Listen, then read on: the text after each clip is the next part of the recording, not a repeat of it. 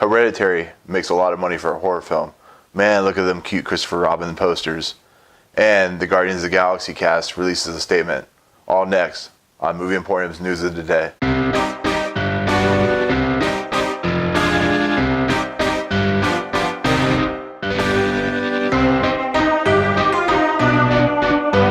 Thank you so much, guys, for joining me for Movie Emporium's News of the Day for July 30th, 2018. Today's first story is Hereditary. Yes, Hereditary. A little horror film that could. It was reported that Hereditary has made almost $80 million at the box office. Now you must ask, why am I reporting on this? Because this is huge. This is the highest grossing A24 movie to date. Now, a lot of people were divisive on Hereditary. They thought it was kind of boring. Some people thought it was weird, obnoxious, all that stuff. I thought it was good. I thought it had issues. I didn't really like the ending. But the fact that it made $78 million and the fact that it's an obscure horror film, which is what A24 is most known for doing. You know, they did It Comes at Night and all that. It's pretty cool to watch. It's pretty cool to see. Hereditary is...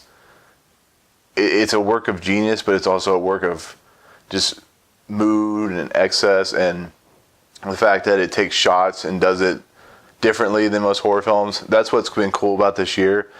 The fact that horror films have had this resurgence with stuff like A Quiet Place and Hereditary, and you know, it's an awesome thing to see. So I want to say congratulations to A24.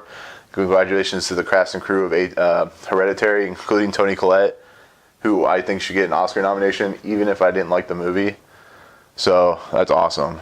The next news story is the cast and crew of Guardians of the Galaxy have issued a statement, and I'll put the statement in the description and in this video. It's a long statement, but it basically boils down to James Gunn got in trouble for saying some stuff he said way back then, you know, about 10 years ago, and Disney fired him, which is nonsense.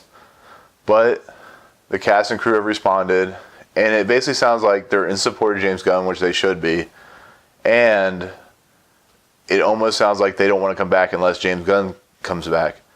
Well, if you think about it, this is an issue because Guardians 3 was fast-tracked to be the next movie pretty much after Spider-Man Homecoming.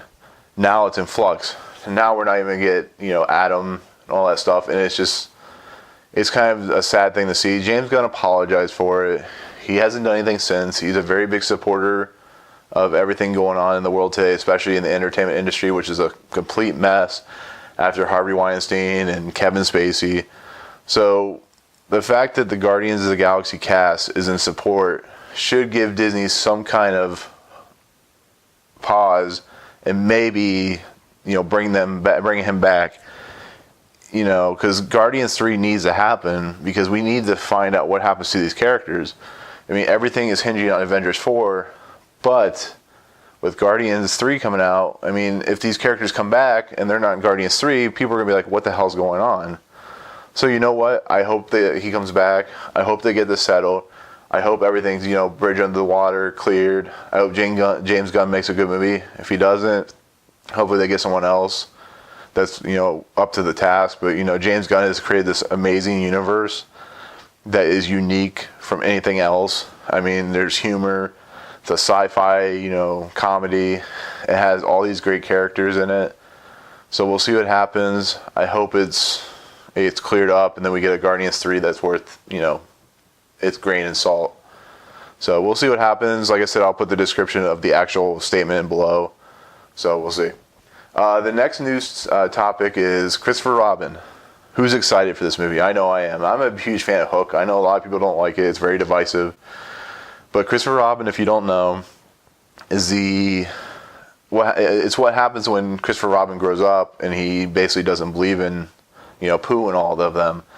He's become like down on his luck. He's kind of like what Robin Williams was in Hook, where the fact that he doesn't believe in these things anymore has made him to kind of like how we are, where we're kind of downtrodden a lot of times. We don't really believe in a lot of stuff. We're too involved with our work. And I think that's why we have kids, is because they bring back our inner self. They allow us to go to like Disney World. It allows us to go to these animated kids movies. They allow us to remember our past. We can, you know, bring our kids in and show them what we enjoyed as kids.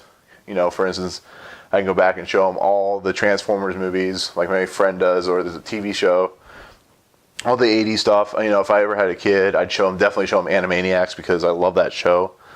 But anyways, over the weekend, Christopher Robin, Disney released the posters because the movie comes out this Friday, which I'm really excited for, and I will do a review on. But it released these awesome posters. I'm showing them right here. They have Eeyore, Piglet, Pooh, Rabbit, all of the characters, and you know, they're adorable. This movie looks adorable. It looks awesome. It looks, you know, tender heartedness. It looks warm, and I just can't wait for it. You know, I really like Eeyore, who is Brad Garrett in this movie, and I really like Piglet. I mean, I like all these characters. I've always liked the animated series. They have Many Adventures of Winnie the Pooh, I think it was. I've always enjoyed the movies, you know, whatnot, the books. So I'm really excited for this. I don't know about you guys, you know, comment below what you think. So we'll see. Like I said, I'll also put the descriptions down below. But, I mean, that's pretty much it on news. There wasn't too much because it's, you know, transitioning from Sunday to Monday. So throughout the week, I'm sure there'll be more stuff. I also just want to make a note to everyone that I am only going to do this Monday through Friday. So that gives me a little bit of time during the weekend to take a break, because this is a lot of work. So I just want to make you aware it's only going to be a Monday through Friday. It will actually give me more news to talk about, but unless something breaks like major, like somebody dies, which we might actually talk about on the podcast, which is, you know, so. Before we leave, I just want to say thank you, Die Hard, for making me feel old, because also congratulations, you are now 30 years old. Over the weekend, they had a walkthrough, a tour of the Nakatomi Plaza, which is the 20th Century Fox building, I still believe. And they show kind of like where they filmed at. You know, they show clips. They did a screening there. So it's kind of awesome. Thank you so much, like I said, for making me feel old. But, you know, it's really cool. Congratulations. You know, if you haven't seen Die Hard, which I know 99% of you guys have, definitely go watch it, because Alan Rickman is one of the greatest villains of all time. And Bruce Willis is an amazing action star in this movie. And it's an overall great story that was kind of mimicked in Skyscraper, but Die Hard just does it better. So, but with that, thank you so much for joining me for today's episode of Movie Emporium News of the Day. With that, we'll go ahead and see you later. Peace.